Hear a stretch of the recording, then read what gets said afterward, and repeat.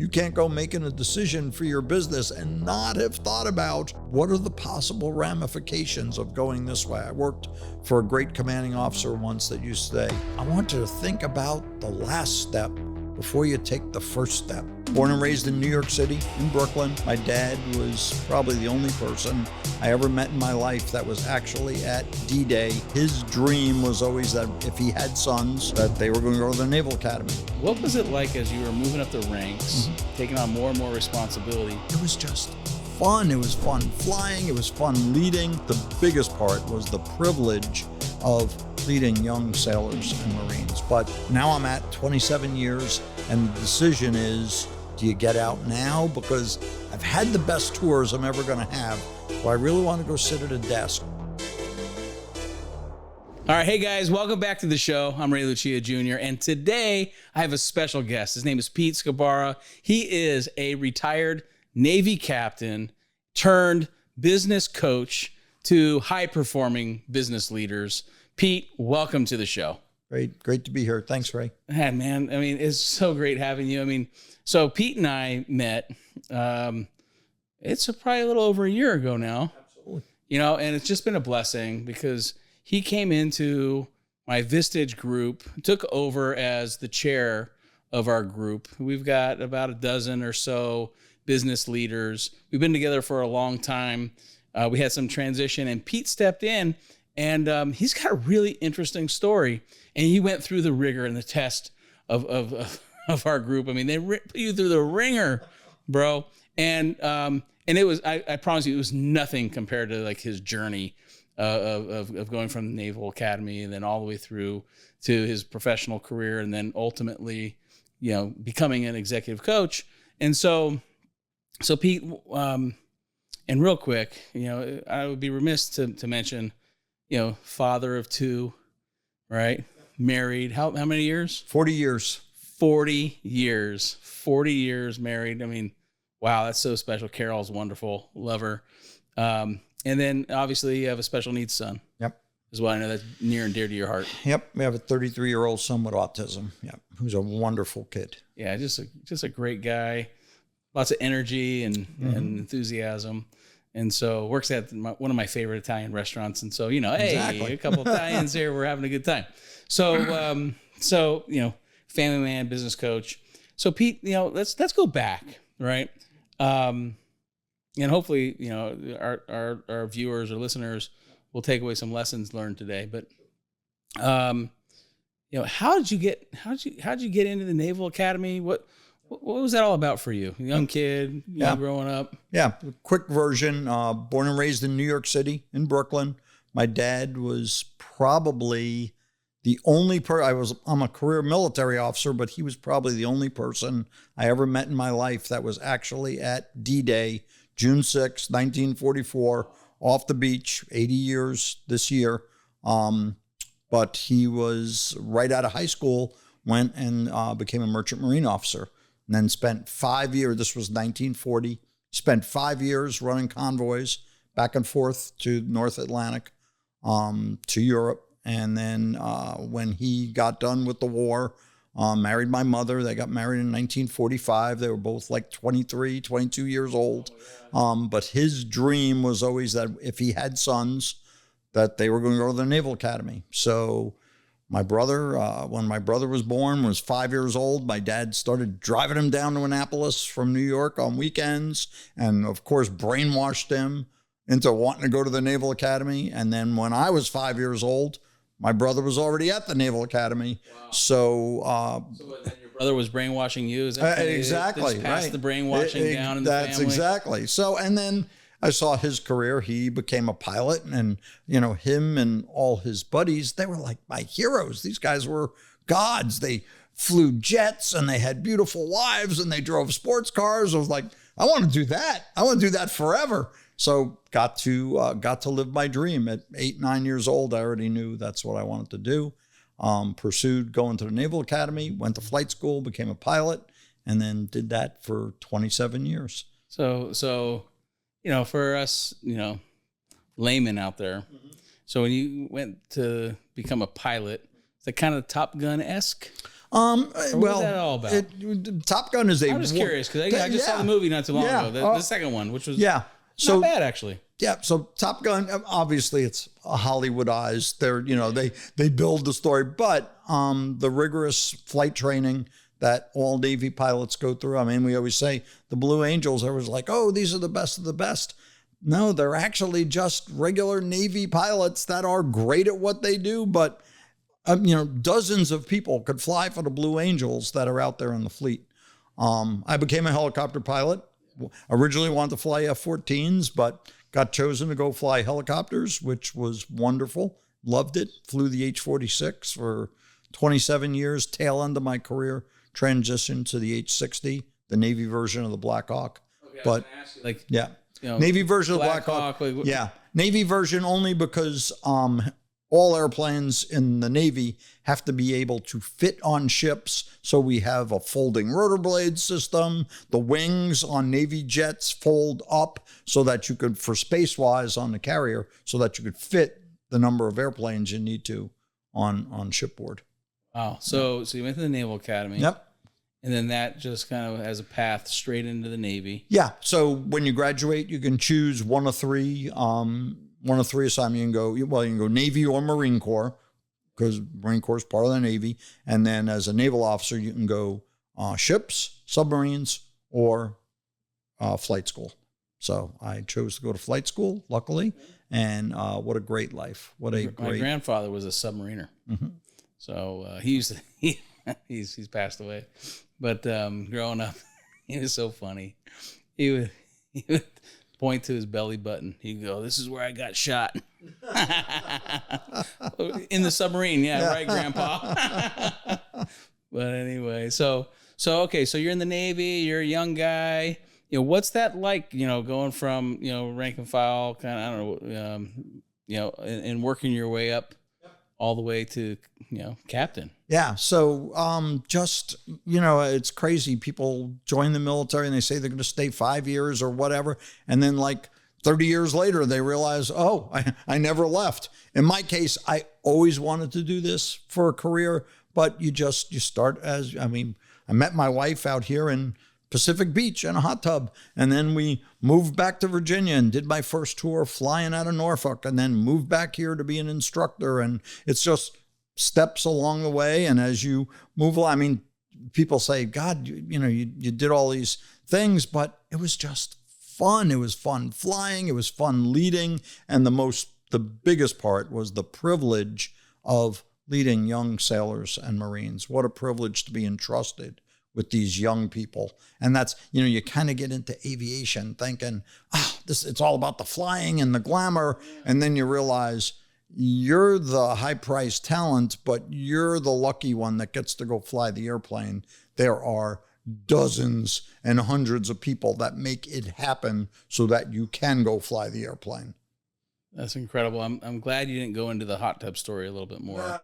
Okay. I know everyone's really interested in that, but that's how my family ended up here in San Diego. Mm-hmm. My grandfather was in the Navy, and from Philadelphia, and then came out over here when my dad was a teenager. And so it's interesting. I didn't know that about the back and forth, and and so what was it like as you were moving up the ranks, right, within the Navy, taking on more and more responsibility?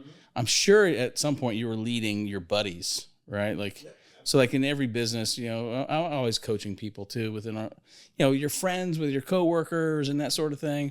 But then you're also their boss, right? Mm-hmm. So what was that like for you? Yeah, curious. Well, it gets very competitive. You need to be selected to. I got selected to command the Navy's largest squadron, HC-11, right here at North Island. And there's so many. What it feels like is the privilege, because I looked around and saw dozens of my peers that just as easily could have done just as good a job leading that squadron. Why I got selected, it's just one of those, one extra point on a fitness report, one extra, who knows, but I was very fortunate to get to do it, and what a privilege to have 500 people in 23 airplanes.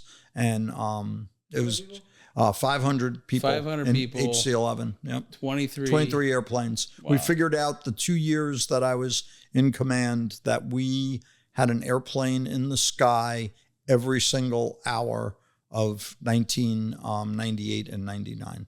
That is incredible. Without a mishap and without hurting anybody. What a huge responsibility and an honor.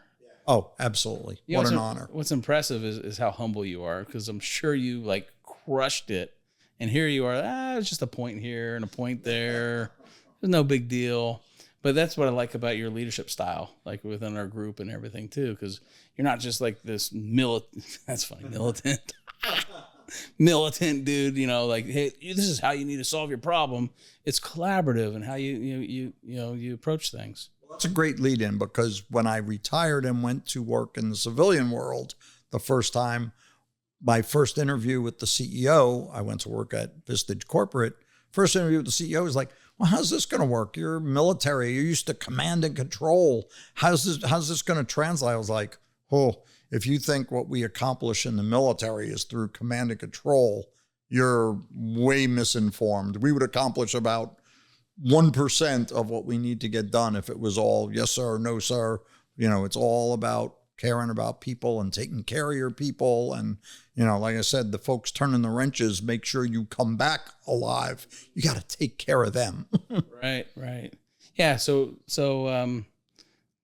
stepping back just a second, right? So there was this point in time when you had a decision to make, right? You've been in the Navy now for how many years? I did 27. 27 years, right? And I'm sure you and Carol are sitting down, you're talking about the future, right? So there's this like decision, like, do you continue in the Navy, you know, and this is what your career could look like going forward the next several many years, or do you try something different? Like, what was that like for you? Sure. So, because we all end up, you know, everyone has a fork in the road or a decision to make, you know, about, do I sell my business? Do I merge with another business? Do I just like work through my business the rest of my career and just burn it off and have a good time, you know, make it a lifestyle business? So like, yeah, I'm just curious, like, so that fork in the road happens for you at some point.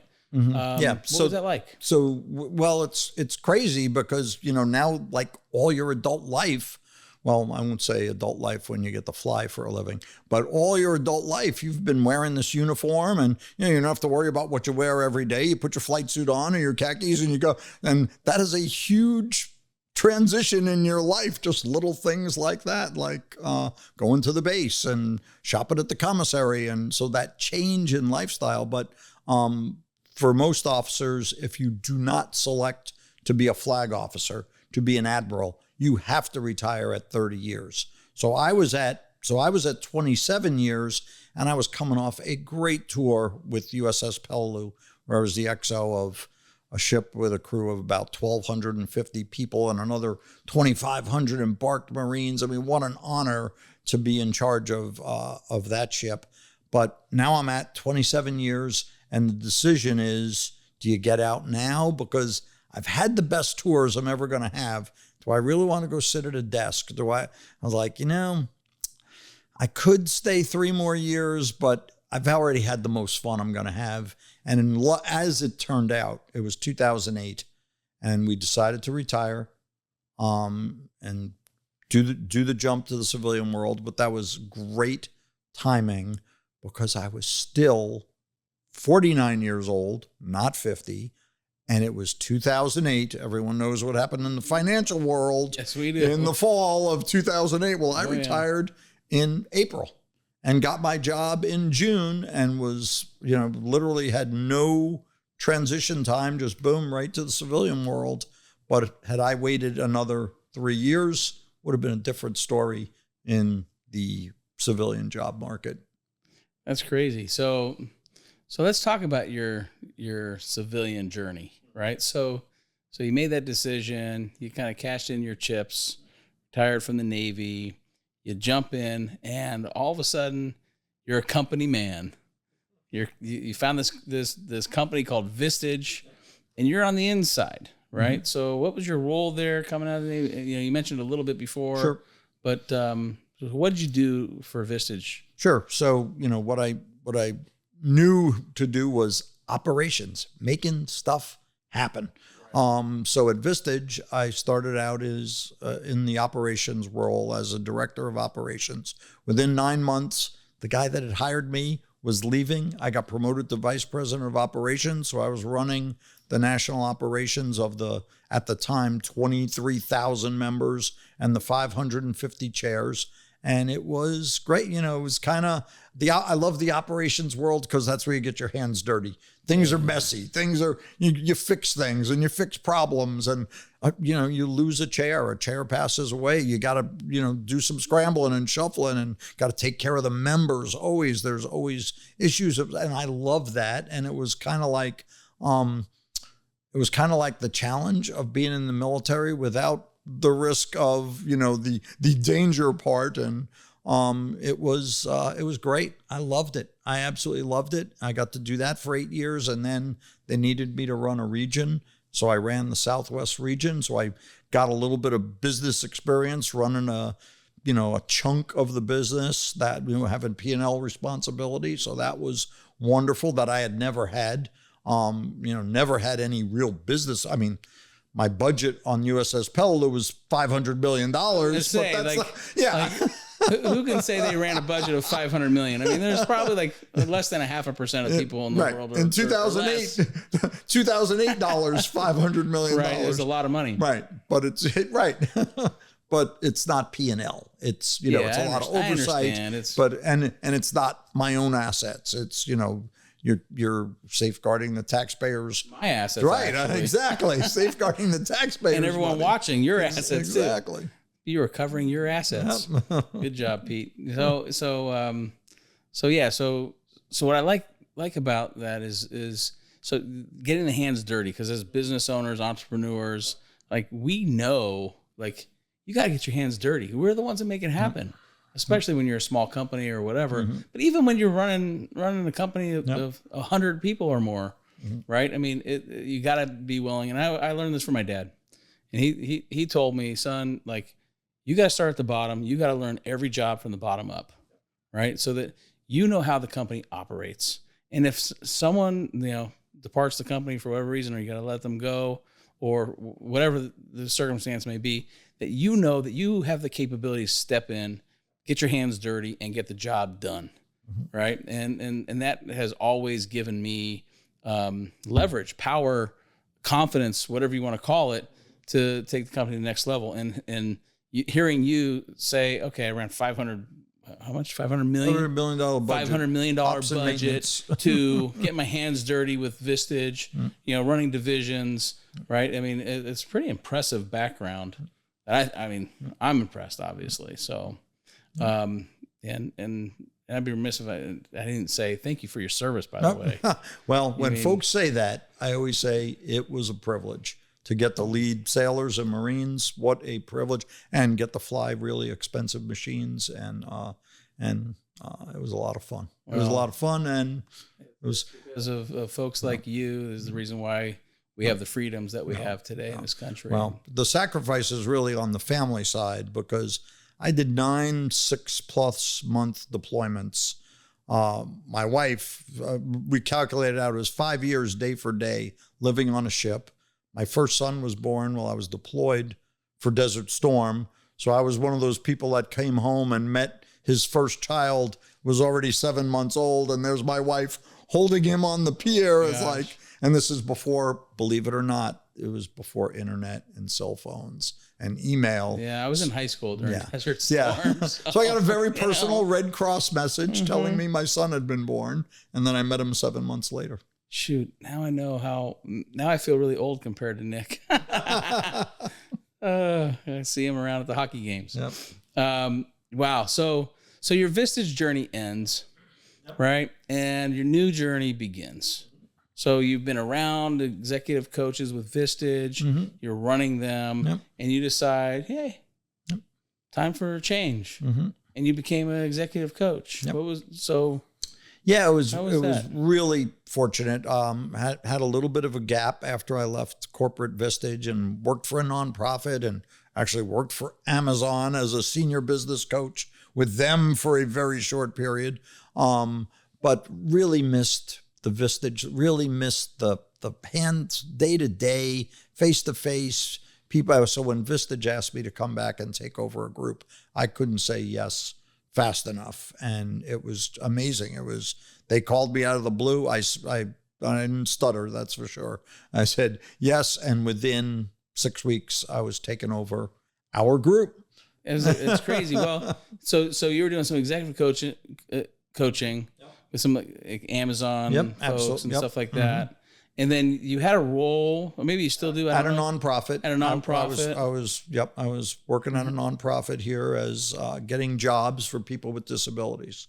And that was awesome and loved that. But the opportunity to get back in the game at Vistage and work with, the opportunity to make an impact on so many more people's lives by coaching their CEOs and their presidents. And I mean, what's it like, right? So I know it's like from a member perspective. I've been in Vistage for quite some time now, and but here you are, you're in the front of the room. We're all looking to you, right, to guide us and so forth. But what's it like being at the head, not the head, but being the chair, facilitating conversations with a dozen, business leaders in a room, because we all got big egos and personalities and our own issues and stuff, but what is that like? I'm curious. One, it's great, and it's such a transition from the military where I was around smart,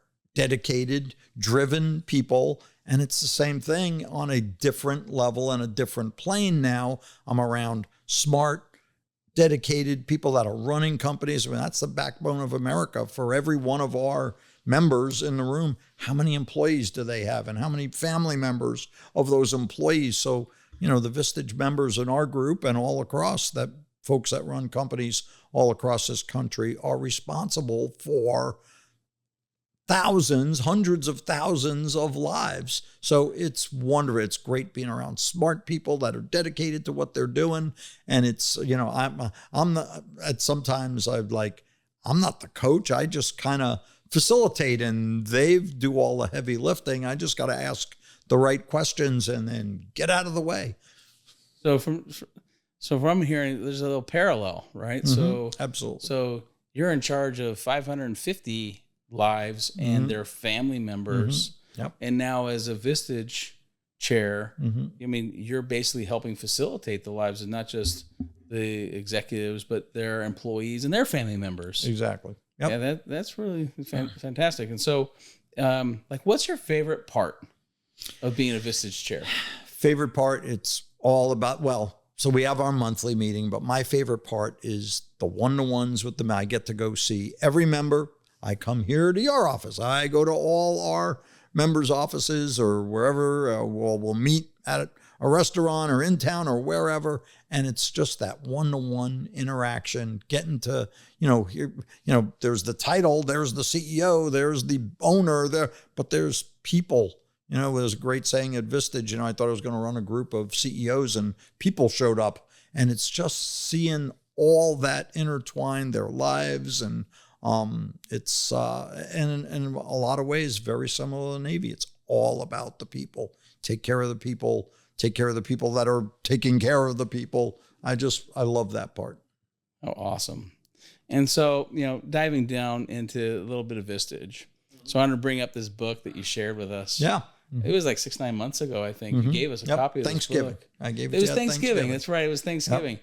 It was The Wisdom of the Bullfrog. Yep. And it was Admiral McRaven. Yep. McRaven. Right. Tell me a little bit about that book. Yeah. And why it's important to you. The Bullfrog is in the Navy, we have these terms. So the Bullfrog is the term used for the senior ranking officer in the Navy SEAL community. So when Admiral McRaven he was a lifelong 37-year Navy SEAL, made it to 4-star Admiral. When he got to 34 years, he was the most senior SEAL in the Navy, and the title that goes along with that is the Bullfrog. In naval aviation, it's the Gray Eagle. It's, that's a very esteemed position to be the senior person, and then to be the senior person in a community like the Navy SEALs is a incredible honor. But the book is wonderful because, I believe the quote about the book is leadership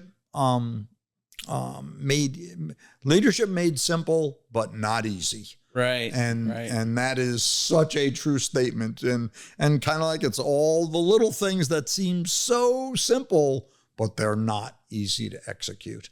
Yeah. So I was talking to you earlier about kind of like two favorite chapters of the book. Yep. One was on honor and the other on strategy. And there's so much more to learn. And I thank you for sharing that with us. And the quote here, I got it on my notes.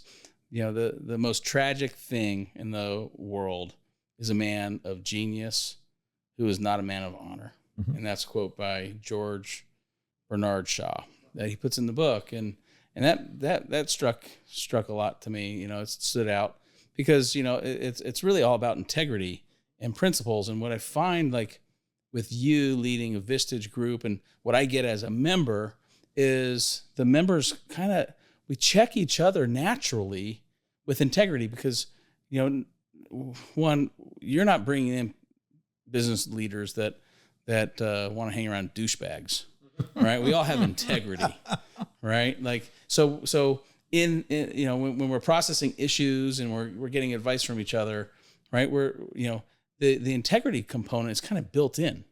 Absolutely. Right? So, we've seen, over the years, different folks in our group go through different challenges, and integrity shines in times where you're going through the hardest times, right? And so maybe talk a little bit about that. I think Admiral McRaven starts the book out like that is the most basic leadership function is be a person of honor, be a person who tells the truth, be a person who does the right thing. Well, what great parallels in the business community. Do what you say you're going to do. Have honor, treat people with respect, but your word is your bond. One of those things about integrity and honor is that only you can give it away. It can never be taken from you, but once you give it away, earning it back is really hard. So that's, something. I went to the Naval Academy, but he even leads off the book talking about West Point, where West Point's duty, honor, country. That honor part is a cadet won't lie, cheat, or steal, or tolerate those who do. We have very similar honor code at the Naval Academy, where that is just, and if you're going to lead sailors and Marines, or if you're going to lead your employees, they want to know that they're getting the straight story. They want to know that, they trust this person that they're going to work for every day. And I think that's like the most basic thing. Mistakes can be forgiven, but when you breach your integrity and you play fast and loose with the truth, real tough for people to follow you. Right. And what he says here, he's kind of three things to keep it simple, right? Be fair and honorable in your business dealings. It's the only way you and your employees can leave a legacy that you're proud of. Absolutely. Right. And now you teach that every single time we get together. Never lie, cheat, steal, or tolerate those who do. The culture of your organization starts with you. Right. And that's something that, and I didn't really grow up in this culture of peer group and that sort of thing, but that was one thing that I was raised that way, by my dad. And then when I came into the business and worked with him, it really, it's really simple. It starts with you, right? If you cheat on your wife, or if you cheat in business or whatever, then your employees, who's going to want to work for a cheater, right? So we want to build successful organizations and foster the growth of other people around you, lead by example. And then, own your lapses in judgment. Right? Like, we all make mistakes, right? Like, so, be humble in the fact that, hey, we're all imperfect.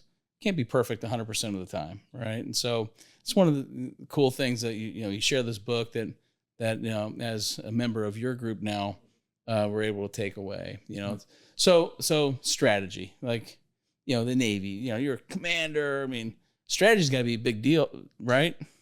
Absolutely. It's all strategy at the end of the day, or maybe not all, but Strategy is underlying, but I love, there's a couple of, key things that I've always remembered about strategy. What I used to say, we wrote a flight schedule on the carrier, so we had something to deviate from. Or what's the other one that the boxer has said, the famous boxing quote, like, everyone has a plan till they get punched in the face. I think that was Mike Tyson. Mike Tyson, exactly. Not exactly known for a man of great literacy, but that is quoted. But absolutely, you have to have a strategy. You have to know where you're going and what the objective is.